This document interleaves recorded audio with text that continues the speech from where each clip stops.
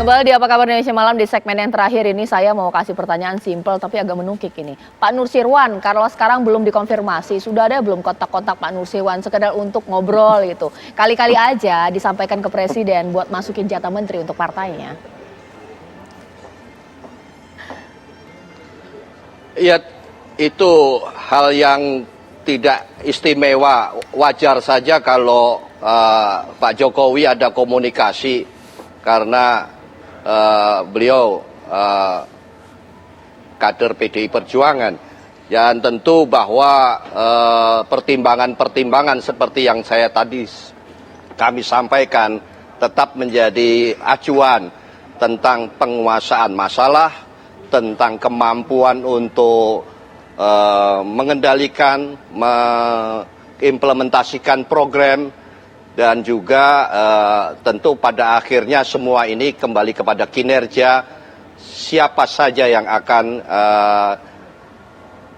diajukan atau akan menjadi pertimbangan beliau di dalam memutuskan para anggota kabinetnya.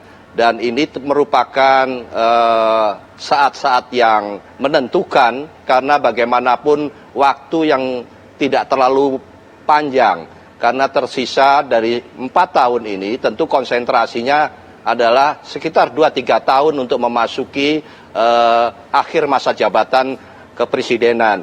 Maka ukuran kemampuan untuk melakukan sukses kerja itu adalah menjadi hal yang utama. Ya, Pak Nursirwan, tapi jadi kalau reshuffle ini kado akhir tahun atau bagaimana nih?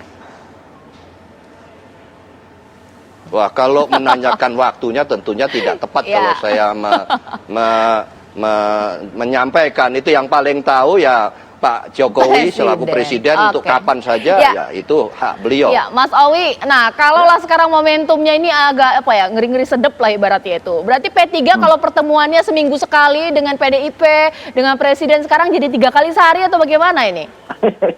Kalau yang jelas kalau ketum P3 tiap minggu dengan Pak Jokowi itu di rapat kabinet gitu. Tetapi saya kira gini, kaitannya dengan komunikasi antara presiden dengan ketum-ketum partai koalisi itu hal yang biasa saja ya. Tidak hanya dalam konteks ada kekosongan di salah satu pos kabinet gitu.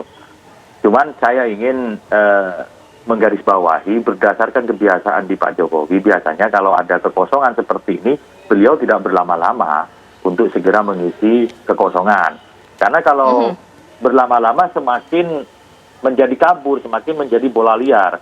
Kalau segera Pak Jokowi ambil keputusan, terserah karena itu hak prerogatif dari Pak Jokowi, ya polemik segera selesai gitu. Dan kabinet yang baru segera bekerja, ataupun menteri yang akan ditunjuk nanti bisa segera melakukan konsolidasi di kementeriannya untuk menyukseskan visi-misi presiden. Gitu. Oke, terakhir Mas Adi Praetno bagaimana menutup ini? Ya, ini kan reshuffle yang sebenarnya dipaksakan karena ada peristiwa extraordinary tersangkut kasus korupsi ya.